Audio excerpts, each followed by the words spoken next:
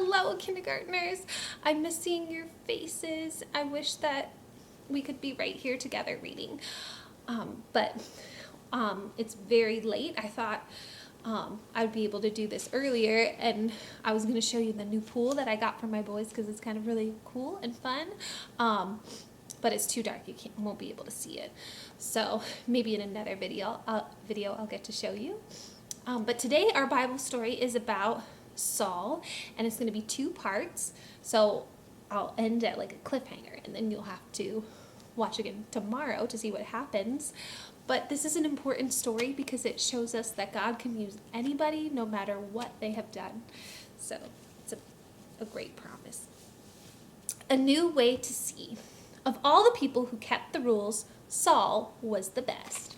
There you go. I'm good at being good, he'd tell you.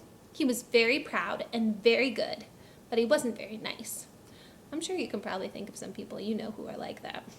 I know I can. Saul hated anyone who loved Jesus. He traveled around looking for them. He wanted to catch them and put them in prison. He wanted everyone to forget all about Jesus. He didn't believe Jesus was the rescuer, and he didn't believe Jesus was alive either. You see, Saul had never met Jesus. So one day, Jesus met Saul. Saul was on his way to Damascus when suddenly a dazzling light flashed like lightning. It was brighter than the sun. It was too bright. Saul shielded his eyes and fell to the ground. He heard a loud voice. It was too loud. It gave Saul a headache. "Saul, Saul," said the loud voice, "why are you fighting me?" "Lord," Saul answered, "who are you?" "I am Jesus," said the voice. "When you hurt my friends, you are hurting me too." Saul's whole body trembled. "Go to the city," Jesus said. "I'll tell you what to do." Bright light. Wow, nice. When Saul opened his eyes, he couldn't see. His helpers had to hold his hand and lead him like a little child. The light was so bright that he became blind. Saul was blind for 3 whole days, and yet it was as if he was seeing for the very first time. Meanwhile, there was a man called Ananias who loved Jesus. Jesus came to him in a dream. "Go to Saul and pray for him, and I will make him see again."